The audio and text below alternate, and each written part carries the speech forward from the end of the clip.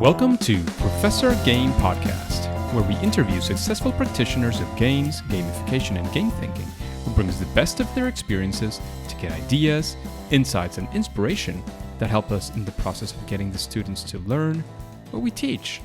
And I'm Rob Alvarez. I teach and work at IE Business School in Madrid, where we create interactive and engaging learning materials.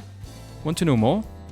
Go to professorgame.com/subscribe, start on our email list, and ask me anything. Welcome once again, Engagers, to another episode. We have today with us in Professor Game Podcast, we have Geoff. Geoff, are you prepared to engage? I am.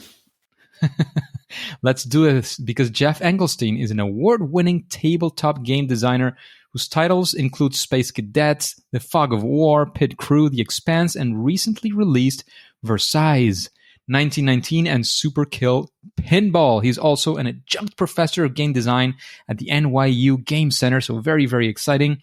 Geoff has been, since 2007, contributed as Dice Tower podcast series on the math, science, and psychology of games. Since 2011, he has hosted the Ludology podcast on game design, and he's published books on game design like Building Blocks of Tabletop Game Design, Achievement Relocked, and the upcoming game production, and has spoken at GDC, PAX, Gencon, Rutgers, and USC.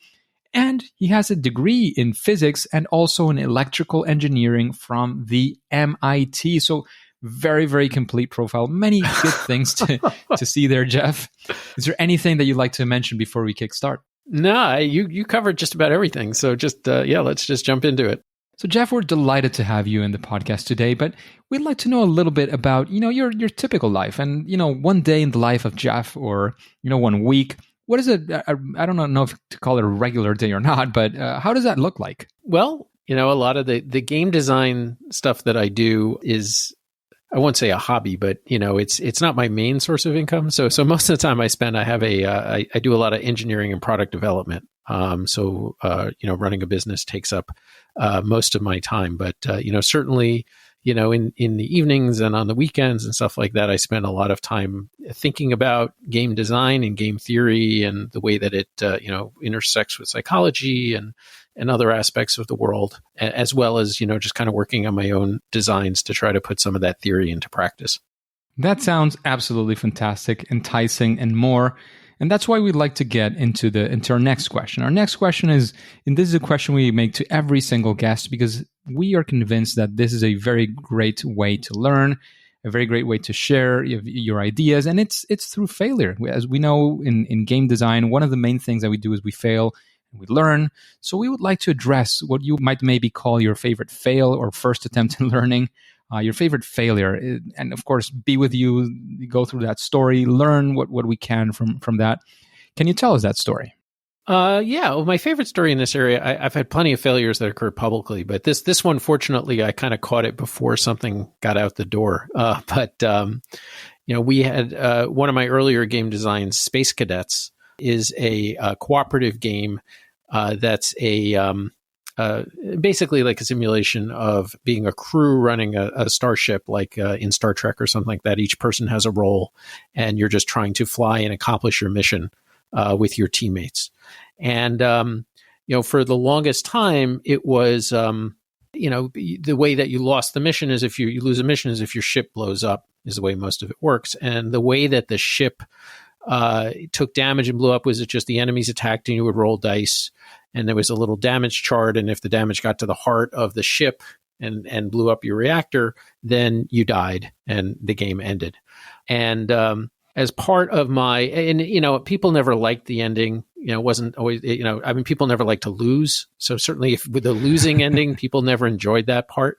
But it also, it was a little anticlimactic, but I didn't really worry about it because, when they won, it was always exciting, but losing was not as exciting, which I figured was normal. But then I was doing some research, for my game tech segment on the Dice Tower. I do these little 5-minute pieces and segments about psychology and things like that. And I had just recently read about some research that was done back in the 80s or early 90s, I believe, that was about colonoscopies. And in the medical procedure, they studied that, this was back when they were doing them when people were still awake. They didn't do it under full anesthetic. So they had people record how uncomfortable they were, how much pain they were in at different points in the procedure. And they did it two different ways. So first, they just did a normal procedure where the time of maximum pain was right before it ended. But it was like a 10-minute long procedure. And then they did another set of studies where it was a 20-minute long procedure. The first 10 minutes were exactly the same. It still hit that point of peak pain, but then they just kind of let people unwind for 10 minutes, but still said it was part of the operation.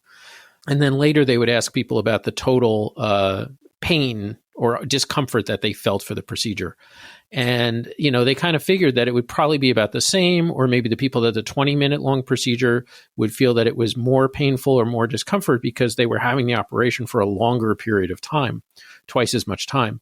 But what they found out was that actually the people that had the longer procedure reported less total discomfort. And they went and did a lot of other studies around this phenomenon and found out that it was relating to the fact that people, the reported discomfort was most closely correlated with the peak discomfort averaged with the discomfort that they had at the very end, the last thing that they remembered. And so in the first procedure where the peak discomfort and the highest and the ending were, had the highest discomfort was remembered as very high. Whereas when the peak discomfort happened in the middle and then dropped off at the very end, they were relatively comfortable. So that lowered the overall way that they remembered it and experienced it. And as I was kind of putting the piece together, I suddenly realized that Space Cadets was kind of failing that the colonoscopy test, I guess you could call it, in that, there were very exciting moments, but when you lost the game, the last thing that you had was a not very exciting, a very anticlimactic moment. You just rolled some dice, and if you rolled a 6, you lost the game, and it was not very exciting. And same thing even with winning. When you won, you just had to grab these different crystals depending on the mission, and if you got the last one, you won. And the way that the game is structured is that there are these little 30-second mini games that all the players have to do. So simultaneously, all the players have a little 30-second puzzle that they have to solve. There's a shield puzzle and a weapons puzzle and a navigation puzzle. And everyone's kind of doing it at the same time and communicating with each other so that they maneuver the ship or set it up the best that they can.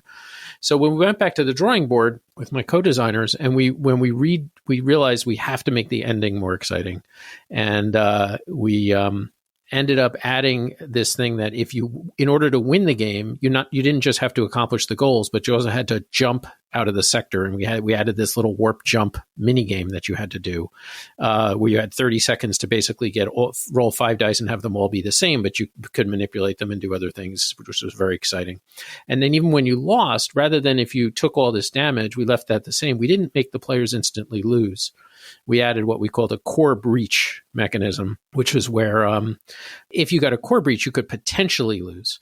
And the way that it worked is that during the next 30 seconds, when everybody was doing their job, you now had an extra thing that the whole team needed to do together during that same 30 seconds, which was just matching shapes. It was super simple, but because it was 30 seconds and because you had to do it at the same time you're doing your other job, it got very crazy and frantic.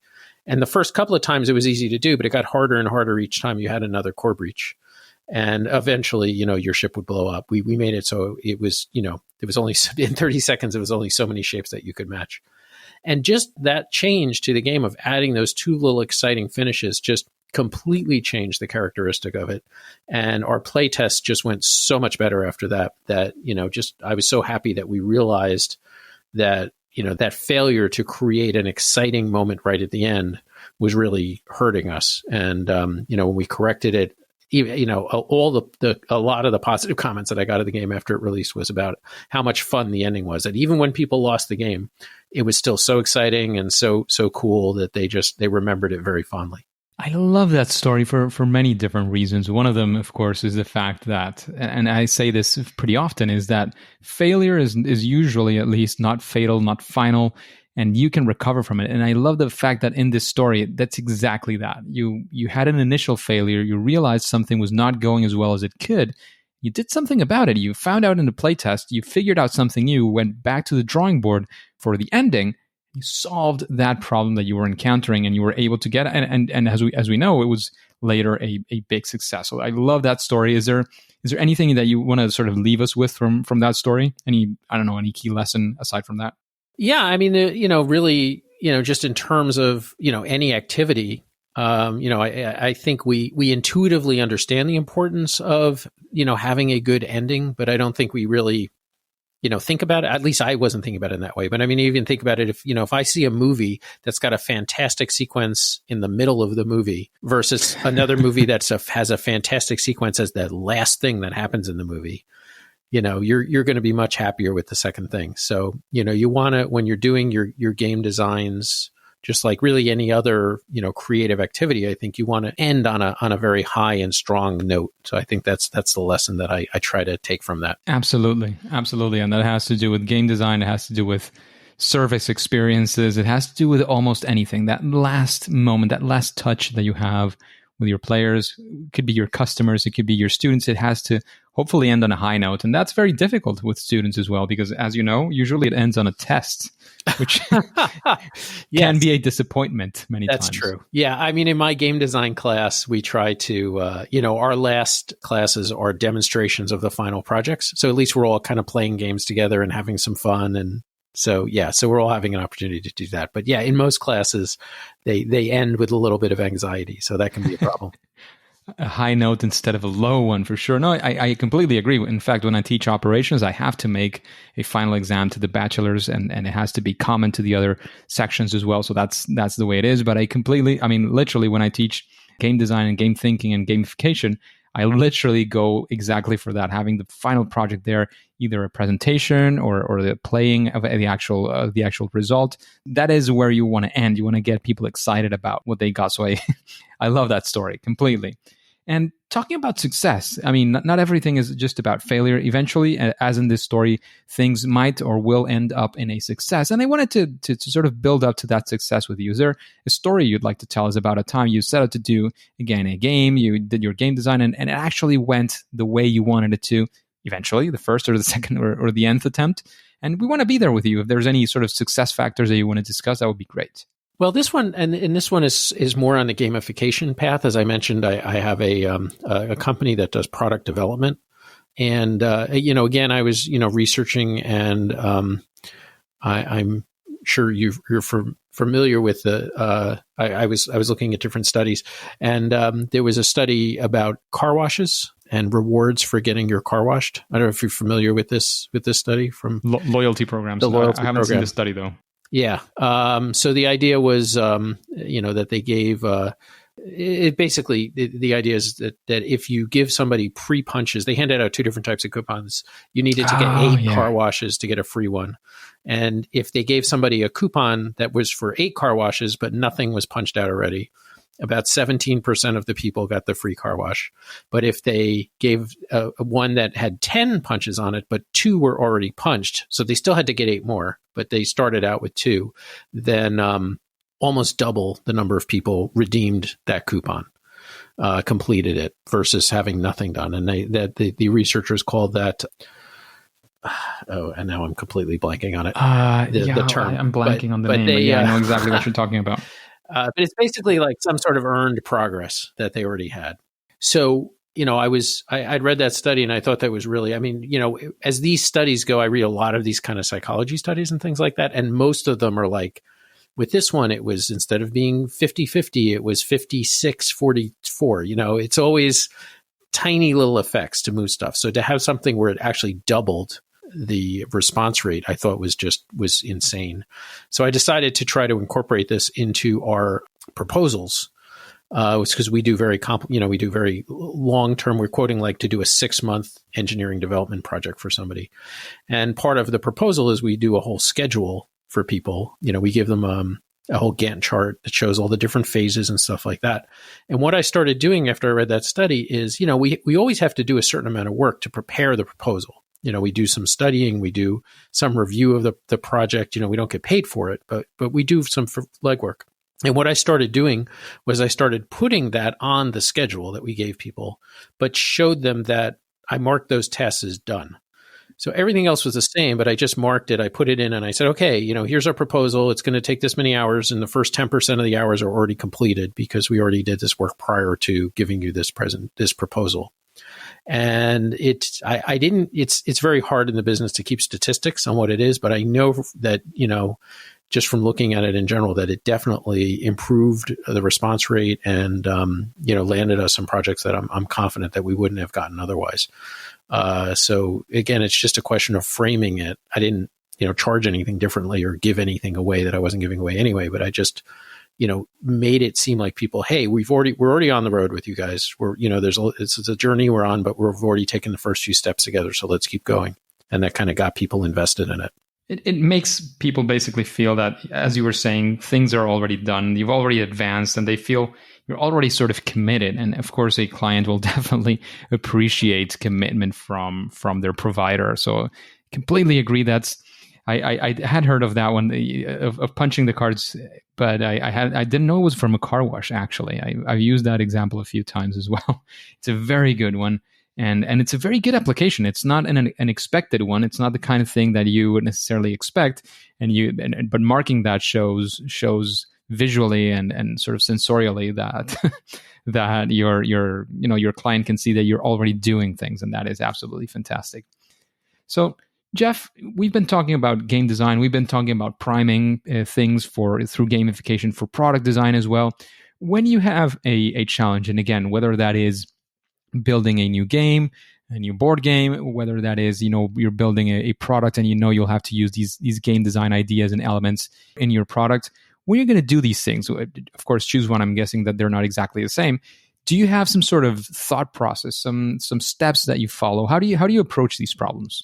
I don't really have a set kind of process. I mean, I guess the main thing I'll do all the time is to kind of create a what I call a vision statement, which is really what I'm trying to accomplish, right? What inspired me to do it in the first place? Because certainly, it's a little different if you're applying game techniques to something else, but if you're designing a game, it's a long process. And there's a lot of decisions that can lead you in all kinds of crazy directions. And sometimes you run into, you put it out on the table or you do it on the computer or whatever, and it's just not working the way that you wanted it to work. And so I like to have that kind of a vision statement, just 1 or 2 paragraphs of what captivated me about the idea. And I focus on the emotion. I focus on the experience. I focus on the stories that I want people to tell about the experience when they've completed it. And that kind of helps keep me centered. And, it changes sometimes during the course of it. If it's just not working the way I thought it would work, then, I'll go back and change it. But at least I'm doing it in a controlled and, I know what I'm doing. I'm not just wandering. But I mean, for me, there's always some spark of inspiration. And, it's easy to get kind of lost in the woods and lose focus or just lose momentum, and the desire to do it. And, there was something months ago that sparked my excitement. So I like to go back and try to recapture that when I get into those moments. It's like, what was I thinking? What was kind of the core experience of what I was trying to do? And then what's the gap between where I am now and what I was trying to do? Which parts are not being fulfilled? Absolutely. That makes a lot of sense, especially if it keeps you going. I think is one of the main things that you always want to make sure is that the element is there. You're still excited about that. You still want to keep it up. Because, I mean, as with any enterprise in your company as well, sometimes, you start something and if it's long run, it's a lot more difficult to keep up that motivation. And it's a way to keep it visual. I agree with that. And I think it's a very, very good strategy. Yes. By the way, to go back a topic, I looked it up, the car wash thing, it's called endowed progress. That's endowed progress. The endowed progress effect. And the study was in 2004 by Joseph Nunes and Xavier Drez. And they did it in California. So that's in case the listeners are interested in looking and learning more about that. It's endowed progress. There you go. Endowed progress. Just a quick break before we continue with this episode. If you've been enjoying this podcast, I would really appreciate if you share it with your friends and family and on social media. On Twitter and Instagram, it's @RobAlvarezB and the hashtag ProfessorGame, all one word. And in Facebook, you can find the Professor Game page. Thanks in advance for your engagement. So, Geoff, we've spoken about some strategies, some ideas, the way that you approach this, some examples of how you have done it. Is there some sort of best practice, something that you would say, well, when thinking about your game ideas, keep this in mind, do these kinds of things, and your project will probably benefit from that. Yeah, I kind of touched on it a little bit, which is sort of focusing on the experience and the story. But I mean, other than that, I think the key thing is just to test things as much as possible. My games are always amazingly good in my head. That's when they're at their best. Then when they actually put them in front of other people, then it's like, oh no, this is not what I thought it was going to be. You can do all the tinkering and theorizing and everything else. But until it gets in front of people and you have them start using it or playing with it or, whatever it is, that's when you're really going to get the feedback that's going to be helpful and drive you, in a particular direction. You're let you know if you're on the right path or if you need to veer off or this is working and not that, whatever. So I always recommend to my students that try to get something tested as quickly as possible. Try to, mock something up with just some index cards and, paper and pencil, whatever you can do to actually start pushing pieces around versus just endlessly designing it in your head. Put it in front of people, put it in front of your players for sure. Mm-hmm. Yeah. And it sounds obvious, but I know a lot of designers, they'll say, okay, I've been kind of working on this game by myself for a year and now I'm finally ready to show to somebody. And I'm like, oh, no. That's going to be a real problem. Yeah, which is one of my, so you mentioned I have a new book coming out this December called Game Production, Prototyping and Producing Your Board Game. And that is, unlike my other books, which were more about game design and psychology of game design and stuff like that, this one is about, the nuts and bolts of how you actually make a physical prototype to use with people or use digital prototyping tools, how you make cards, how you do laying out your rules, what the graphic design techniques that will help make it easier for people to play your game. And that's one of the big things that I constantly hammer on in the book is, get a prototype done quickly and spend as little time as possible on it. Because again, just psychology and human nature, if you spend a ridiculous amount of time preparing your prototype and making it look unbelievably beautiful, when it doesn't work, you're attached to it. Yeah, you're not going to be able to throw it away and you're going to have to throw it away.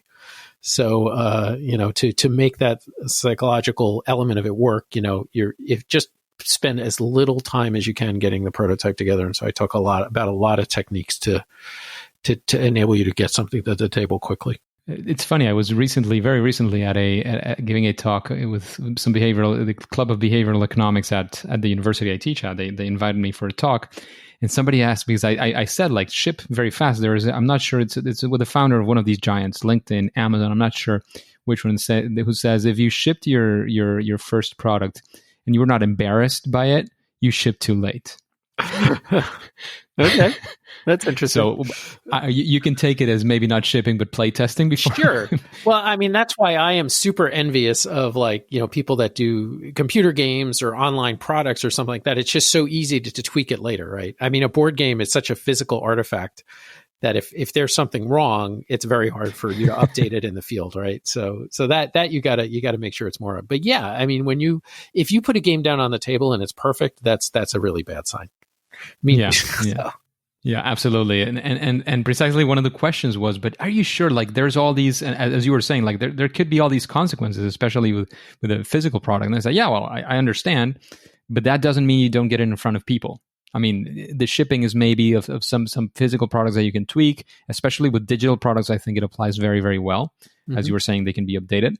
But the idea of getting it in front of actual people, even customers, even people who would play your game, who would purchase it in the future, losing with the sale of one board game, I'm sure is well worth the feedback that you will get from that customer. Even giving away the physical prototype you have to watch them play and see and get the feedback that they give you is definitely invaluable. And that was basically the message I was trying to convey to this. Not sure if that person was a student or it was somebody else because it was an open invitation. But I remembered it very, very, very quickly when you were talking about this story. Yeah, I like completely. That advice. Yeah, and yeah, I mean, my latest game, Super Skill Pinball, is a pinball board game that's in the roll and write genre. So you roll dice and then you mark something off on a sheet. Interesting. And so it just came out. I mean, it formally released into retail end of August, beginning of September. But back in April, we actually released, and they're still available on the website if people are interested. But we released the game comes with 4 different pinball tables that you can play, and they all have slightly different rules, but they're the same core system, but a little bit of a tweak.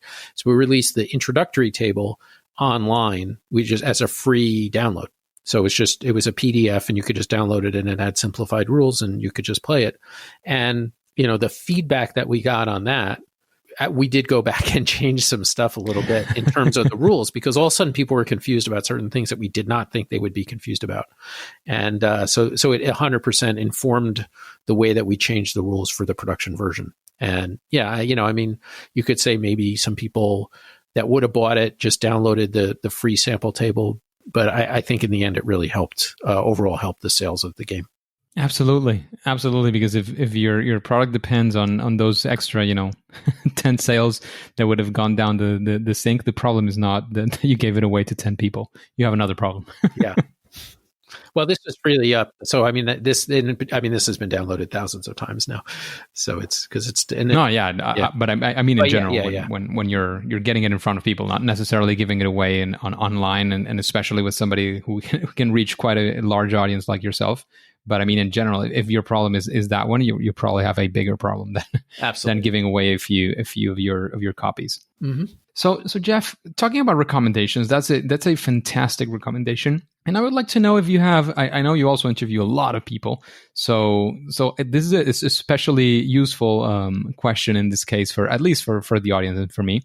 After hearing these questions, understanding a bit of what the podcast looks like, is there any person that comes to your mind that you would say, this person I would really like to listen to an interview like this one in Professor Game? I'm a huge fan of, and maybe this is a little bit of a different angle, but I'm a huge fan of graphic artist Daniel Solis. He did the for one of my books, the encyclopedia of it's called Building Blocks of Tabletop Game Design, which is like an encyclopedia of mechanisms. We have about 200 different mechanics that you can incorporate into games, and he did all the illustrations on the mechanics.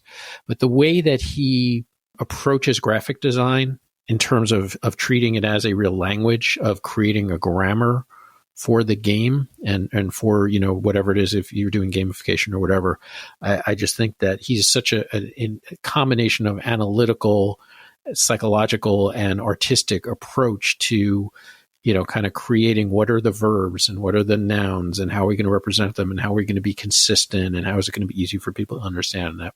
I think the work that he does and just the way he thinks about it is just fascinating. That sounds like a fantastic recommendation, a different type of interview for sure. But I think we could get many, many insights from a person who has those insights for sure. And talking about that, I know you have many books, and of course, we recommend each and every one of them, as well as the one that is upcoming in December. This interview is going to be coming out in December, depending on the day. Maybe it's out, maybe it's coming out. But aside, or maybe even right next to your books, what book would you recommend to the engagers? Because, of course, I don't want to ask you to recommend just one because you have many. They're your kids, of course. What book would you recommend, and why would you recommend that book? One that's not mine, you mean? Ideally, of course, yes. Yours are already recommended for sure. There's a lot of real, classics in the genre. There's one that I think is really good is the Psychology of Video Games. What's the gentleman's name? Jamie Madigan. Thank you. Sorry. Okay, I'm going to try to do it again. Yes, Jamie Madigan, actually past guest as well. Okay. So he has a recent book as well. Another book he launched very, very recently. I got a copy. The Engagement Game is the new one. Yeah. But I think that the Psychology of Video Games in particular is a really exceptional book. And, of course, if you haven't read it, the one of the seminal works in this is Ralph Koster's Theory of Fun is just terrific. So, but there's been a lot of really, kind of interesting books and taking different angles to look at games and psychology and the way that they all kind of intersect. Absolutely. Very, very interesting book. Definitely an interesting character as well, Jamie. You can go back in the archive and find Jamie as well and be excited about that book. And now as well, maybe if it ignites your interest, maybe the new one, whatever, is great for you. But that is a very good recommendation for sure. And talking about recommendations, And this one is going to be probably a difficult one as well. What would you say is your favorite game? I get this question all the time, and it's one of my least favorite questions because it's, I feel like it's so dependent on the group of people and the mood and stuff like that. But okay, I will say that one of my favorite games, just everything else put aside, is a Civilization board game called Through the Ages, which is by Czech designer Vlaada Chvátil. And it's kind of, sort of loosely based on the Sid Meier's Civilization, which is sort of loosely based on the old Francis Tresham Civilization. So this goes with a long pedigree. But, if you're interested in that genre, the kind of the 4X genre, Through the Ages does so many things smartly from a game design perspective that if you're, interested in a real deep meaty game, but it's also, what he chooses to abstract versus what he chooses to get into the details for is just a masterful job. So that's Through the Ages is one of my favorites. Through the Ages. Sounds like a fantastic game. I haven't played it. It's probably now on my list as well. Yes. And there's a fantastic app. If you are going to do it, the app is also a terrific way to learn how to play it because it's got really good tutorials and handles a lot of the bookkeeping for you. So Nice. Very good integration between the physical and the digital world, it seems. Yes. And what would you say in this world of game design and creating these products as well that are engaging and that might have some elements of gamification as well? What would you say is your superpower? That thing that you do great and you probably do better than at least most other people. Well, and I think this annoys people maybe too, but especially my students is, people, I have a vast game library at home. I've been playing games, since the 1970s, and I've got literally thousands of board games in my basement. And, so whenever students come to me or other designers and they say, hey, I just got this great new idea. I want to try to do this. And I'm always like, oh, that's really cool. I think you could be cool about that. And also, you may want to check out this game, this game, this game, this game, and this game, which also do that. So your cool new idea is not so new. Well, but I, I'm not doing it to try to shoot down their idea and say, don't do it. I mean, I'm genuinely, we all are standing on the shoulders of giants, and they came before us. And, so I feel that, but having those touchstones to be able to go back and look at comparable things and the way other people tried to tackle similar areas that you're doing, I think is really incredibly useful for design. So for me, just kind of having those examples at my fingertips I would say is I'll go through that as my superpower. And I'm sure it helps as well very much your own designs and you do to help other people get through their designs. I didn't mean it in a demeaning way, but it is of course at the initial point.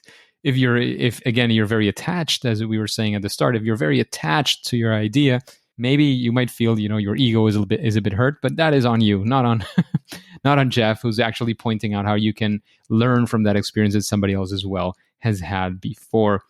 So Geoff, this has been a very, very insightful, very useful interview at least in my view. I hope it has been for you as well. Is there anything else, any advice, any other place you want to point us to before we take off? And of course, let us know where we can find more about you. Well, first, thanks so much for having me on. It was delightful. I really have enjoyed listening to your podcast, and it's a thrill to be on. If people are interested in following me and my other stuff, best bet is probably on Twitter. That's where I do most of my work, and it's at G Engelstein, which is GENGELSTEIN. And I've got the new book coming out on game production, and earlier just a couple of months ago, I had a book called Game Tech, GAMETEK, that came out, which is kind of a collection of my work on the Dice Tower, those short little segments about, that I talked about, like the car wash study and the colonoscopy study, that was just published by HarperCollins in the United States. It's been out worldwide before that, but there was a special U.S. version that just came out on that. So that's probably the best bet is to reach out to me on Twitter. So sounds absolutely great. Thank you very much for investing this time in this interview. Glad to have you. Glad to have you enjoy it as well, and glad to know that you have listened to some interviews as well. However, at least for now, and for today, it is time to say that it's game over. Engagers, it is absolutely fantastic to have you here. Thank you for listening to this new episode of Professor Game Podcast. And I'd like to know, how are you listening to this podcast? If you are doing it through a podcasting app like, Apple iTunes or Apple Podcasts or Stitcher, any of the apps that you might be using, Have you subscribed to the podcast? Have you rated and reviewed the podcast?